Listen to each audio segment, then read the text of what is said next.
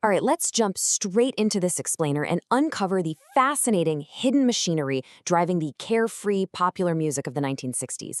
You know, when we think back to the 60s, we usually picture organic rebellion, authentic garage bands, and pure, unfiltered artistic expression, right?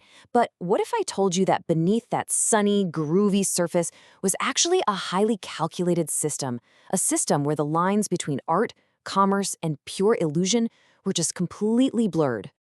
To start peeling back the layers here, we have to ask a bizarre but completely true question. What does the 1960s surf rock craze actually have to do with selling stomach medicine? I know, it sounds like a punchline, but the answer reveals a massive, fundamental shift in how our culture consumes music. Section 1. Artifacts of 60s Pop. The 1960s birthed musical revolutionaries who often left behind permanent, occasionally cheesy artifacts that still echo through our cultural memory today. We all feel a little nostalgic for these unforgettable one-hit wonders, right?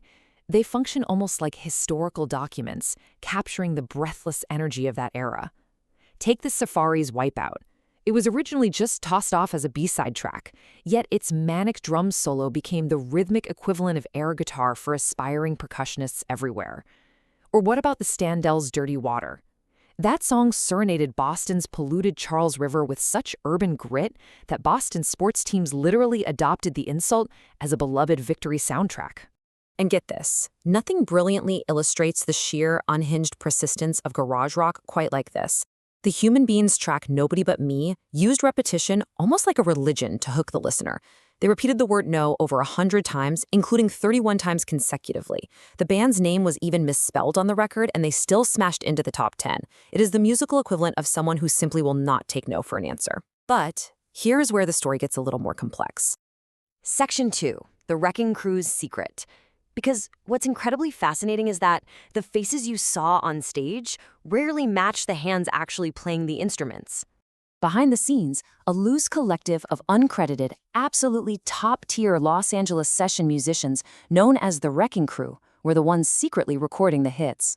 While teenagers were screaming for the touring bands they saw on television or on album covers, the actual music coming out of their speakers was often performed by legendary session players, people like drummer Hal Blaine, bassist Carol Kai, and guitarist Tommy Tedesco. They were the go-to musicians for incredibly demanding producers, completely dominating the industry from behind a veil of total secrecy. Pioneering bassist Carol Kay and her colleagues brought immense, unmatched skill to the studio. They could adapt to any genre and were crucial in shaping the iconic wall of sound. I mean, they worked intense schedules, sometimes playing on multiple different sessions in a single day, seamlessly transitioning from pop to rock to jazz to country.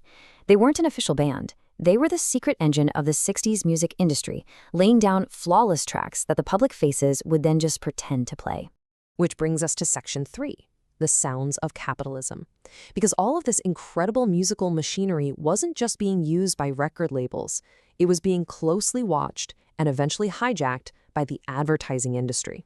In his book, author Timothy D. Taylor documents how this massive body of commercial music slowly, almost invisibly, imprinted the sounds of consumerism directly into our collective DNA. By studying the historical progression of music and advertising, we can actually see how the boundary between a catchy pop song and a calculated corporate advertisement was deliberately erased. So look at how the industry evolved. Back in the 1920s, advertisers were terrified of offending people in their homes, so they just sponsored nice, polite music to create goodwill. Fast forward to the 1930s, and the Great Depression forced them into a much harder sell, birthing the aggressive, memorable singing commercial we know as the jingle. But by the 1960s, advertisers realized the real goldmine was the baby boomer youth market, and the absolute best way to reach them was through the psychological, emotional power of cool, hip music. Herbert Hoover actually highlighted this dynamic way early on. Back in 1925, he essentially praised advertisers for using desire as the ultimate engine to raise the standard of living. He told them that they were creating the torments of desire that would drive production. Advertisers genuinely viewed themselves as modernizers. They were breaking down old habits of thrift and replacing them with a culture of consumption. And music, with its direct, unfiltered line to human emotion, was their ultimate weapon. Section 4, when jingles became hits. Because by the mid-60s, that boundary between a commercial jingle and a genuine pop hit just completely vanished. Take the hit No Matter What Sheep. It was this upbeat instrumental that proved incredibly catchy despite its actual origins, as an Alka-Seltzer advertisement. Think about that for a second.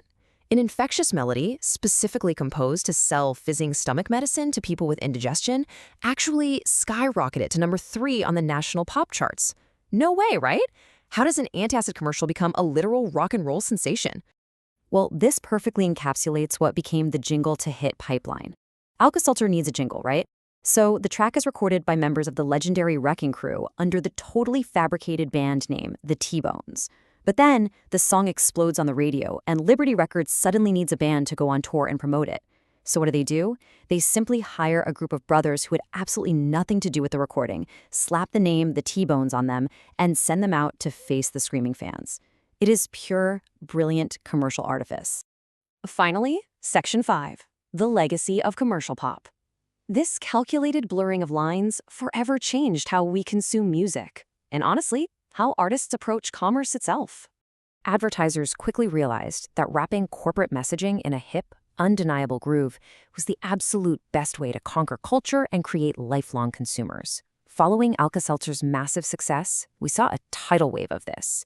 The Chiquita Banana theatrical ad transformed into a popular song. Nabisco's Sippin' and Chippin' hit the charts. And a Diet Pepsi jingle literally transformed into the massive pop hit Music to Watch Girls Buy. The advertising industry realized they didn't just have to follow pop culture, they could actually engineer it. So, as we listen to our modern playlist today, we really have to ask ourselves, has the boundary between pure artistic expression and calculated consumer advertising completely disappeared? When our favorite indie bands launch their new singles in car commercials, or when viral TikTok dances are secretly engineered by corporate brands, we're basically just living in the world built by the 1960s pop machinery. The sounds of capitalism are everywhere. And so what I really want you to take away from this explainer today is this. The next time you find yourself tapping your foot to a really catchy track, ask yourself, who is actually playing those instruments, and what exactly are they trying to sell you?